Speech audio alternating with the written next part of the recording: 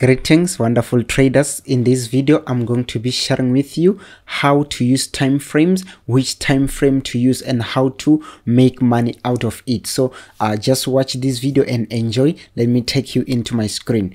So if you can look here, don't worry about this indicator. It is a channel indicator, so if you want it, you will find it in the description below, and this is my RSI. So looking at these two indicators, or looking at this chart here, you can see that the market is moving down, and here we are on the 4-hour time frame. We're on the 4-hour time frame.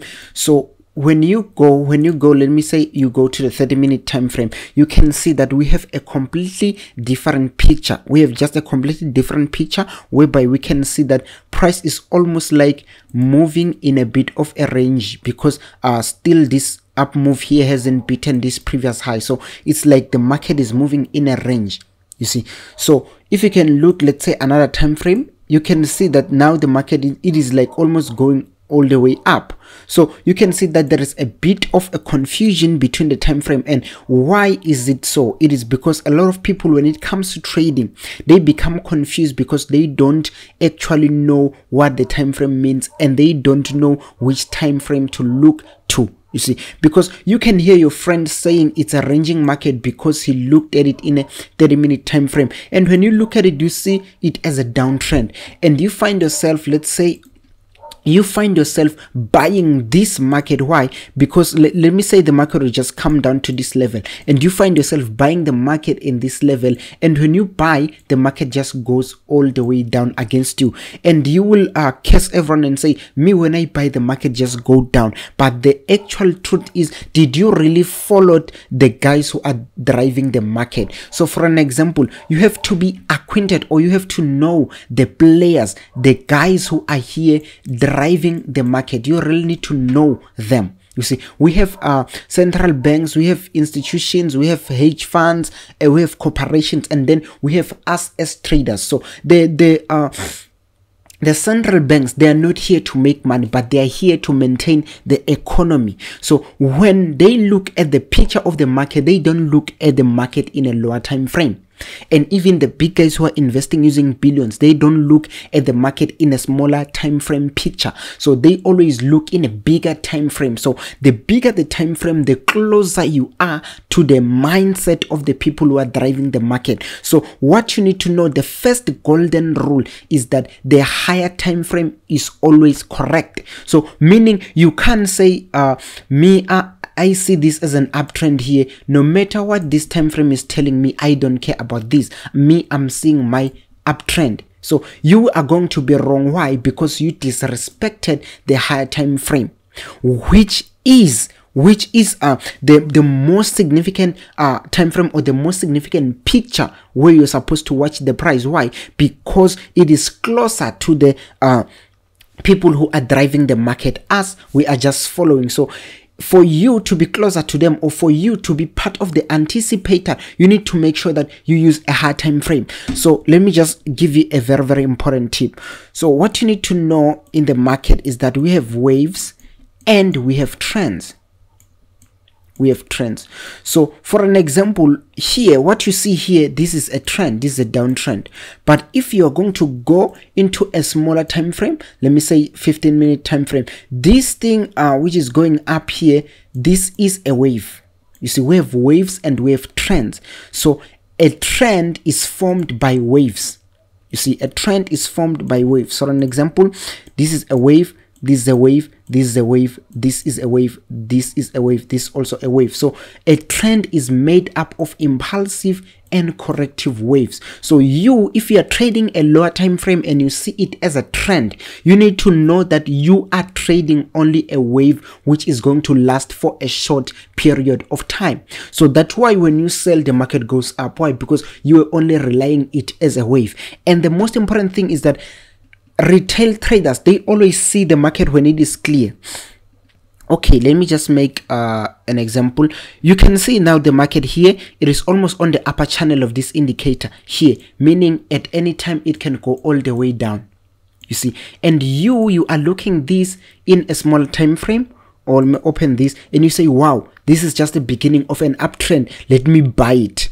And when you buy it, the market collapse against you. Why? Because on the higher time frame, on the big boys picture, the market is ready to be sold and you are only buying. So this, what you are seeing here, it is just only a wave. The real trend, it is the trend on the higher time frame. So if your time frames can work together, that's where you are going to get real results. That's why you have all the knowledge of price action, but it doesn't work for you. Why? It is because you are trading waves instead of trends. When you trade waves, you should be right on time. For an example, when you are, let's say this is a downtrend, and on a lower time frame, let me say this part looks like an uptrend, and you want to buy this part in the lower time frame, you need to make sure that you buy it as early as possible, because buying this is known as counter trend trading in the high time frame. So if you are doing this, you need to make sure that you need to refer in this time frame. You need to make sure that you refer in this high time frame and make sure that you buy it at its early stage and you exit before the next possible high. You can exit using upper trend lines. For an example, you can have your trend line somewhere right there, and when the market is almost here or when the market is touching your trend line, you can close your trades. So you need to make sure that you really pay careful attention to the bigger picture. Even if you are a scalper, don't just rely on your 5 minute.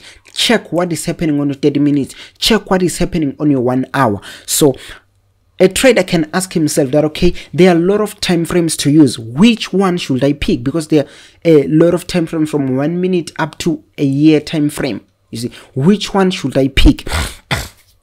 Okay, excuse me. What will determine your time frame, guys? It is actually I will just share with you 2 things that will determine the time frame that you will use. It is actually the time that you have, the trading time that we have.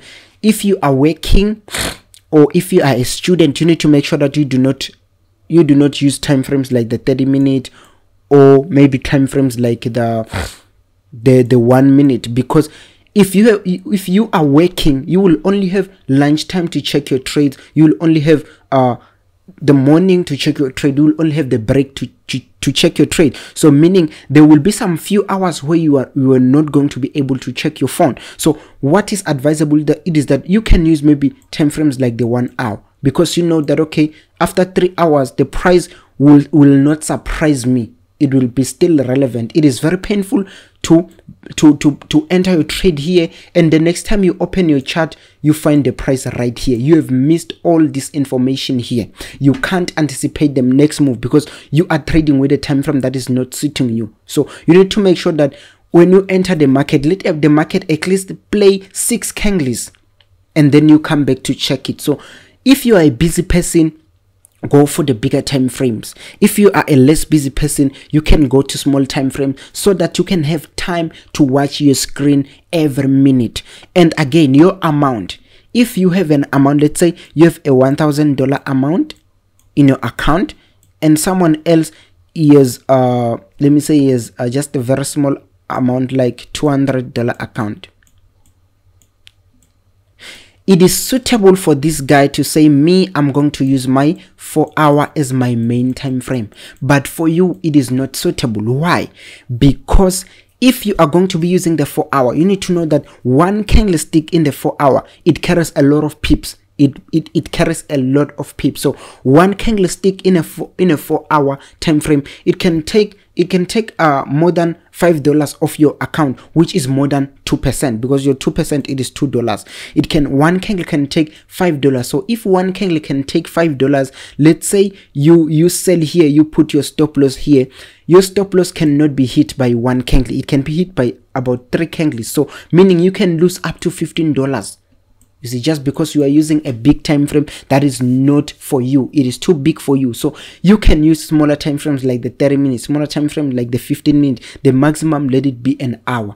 And when your account grows and when you have enough time, you can change your time frames in whatever way that you want to change. And the most important part, guys, when it comes to price behavior or strategies, if there is a strategy that is limited to time, it should only be strategies of fundamentals.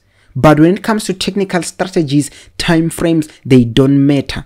Time frames matters only when it comes to your account size and the time that you have with the chart. But when it comes to analyzing, the price behaves the same on the 4 hour. You will have patterns on the 4 hour. You'll also have price pattern on the one minute. So time frames, they don't matter in terms of price structures. The structures are always the same. So it matters only through your account and the time that you have to watch your screen. So the most important rule to remind you again, make sure that you follow the trend, not waves. Trade trends, not waves, because waves, they last for a short period of time, and trends, they last for a long period of time. So thank you for watching this video. This is PTI Forex. So I love you. Make sure that you like, you share, and you subscribe. Thank you.